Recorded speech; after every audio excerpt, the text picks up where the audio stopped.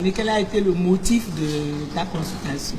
Une boule dans les seins. Une boule dans les seins. Ce sein apparemment normal est en réalité malade. Et le motif de sa consultation est très juste. Effectivement, j'ai eu la petite boule. Nous supposons que c'est une boule quand même bénigne. Un nodule bénin au niveau du mamelon, certes, mais seule l'échographie mammaire pourra permettre à l'oncologue d'apprécier la gravité.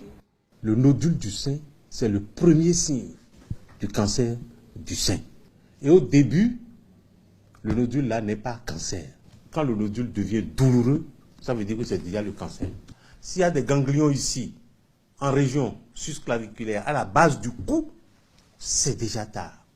Si vous commencez à tousser, c'est que le cancer du sein est déjà rentré dans le poumon. Si vous arrivez à avoir des yeux jaunes, c'est que le cancer du sein est rentré dans le foie déjà. Comme cette jeune fille de 20 ans, des milliers de femmes en souffrent et peut-être sont-elles des malades qui s'ignorent. Le cancer du sein, maladie virulente, est la deuxième cause de décès par cancer chez la femme au Bénin. C'est une maladie grave qui tue la femme africaine. Tout simplement parce que le diagnostic est fait très tardivement, à un moment où plus aucun traitement ne peut amener la guérison. Et nous assistons à la mort de nos femmes. Même quand l'État prend sur lui la responsabilité de les évacuer, c'est des évacuations qui se font à grands frais pour des résultats inutiles. Selon les spécialistes, il y a des facteurs qui favorisent la formation de la masse cancéreuse. 1. L'âge des premières règles. Si les règles sont trop précoces, c'est pas bon. Si les règles arrivent tard, c'est pas bon. Il y a des femmes qui ont des règles, leurs premières règles très tôt, à 9 ans déjà, elles sont précoces. Il y a des femmes qui, à 17 ans, 18 ans, elles n'ont pas encore leurs premières règles. C'est à 19 ans, 20 ans. C'est tard. L'âge de la ménopause au Bénin, c'est entre 45 et 50 ans. Mais il y a des femmes qui, à 55 ans, elles règlent encore. C'est pas bon. Le deuxième facteur, c'est l'âge du premier accouchement.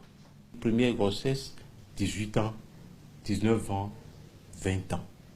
Mais à 25 ans, c'est trop tard. Si vous avez une mère qui a eu un cancer du sein, vous avez 50% de chances de faire un cancer du sein. C'est héréditaire. Autre facteur de risque, l'allaitement maternel. Les femmes qui n'allaitent pas leurs enfants ont un facteur de risque de développer le cancer.